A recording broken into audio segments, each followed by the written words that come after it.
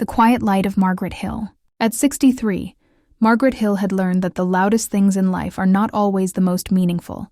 She lived on Maple Street in a small American town where mornings arrived gently and people still noticed the weather.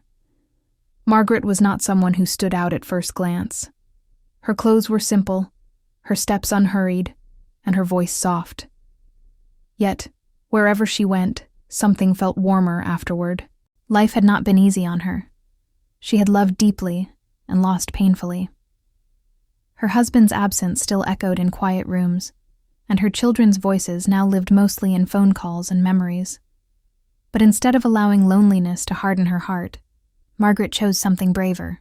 She chose kindness.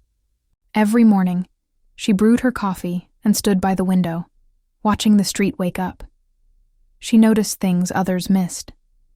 The tired look in a neighbor's eyes, the way an elderly woman struggled with her keys, the lonely silence around a child waiting for the school bus. Margaret never made a show of helping. She stepped in gently, as if kindness were simply part of the air she breathed. On Thursdays, she volunteered at the local food pantry. People came in carrying more than empty bags. They carried shame, fear, and quiet desperation. Margaret greeted them with steady eyes and a soft smile that said, "You are seen. You matter." When someone apologized for needing help, she would gently shake her head and say, "Needing kindness doesn't make you weak. It makes you human." One winter night, a sudden snowstorm wrapped the town in darkness. Power went out. Fear crept in.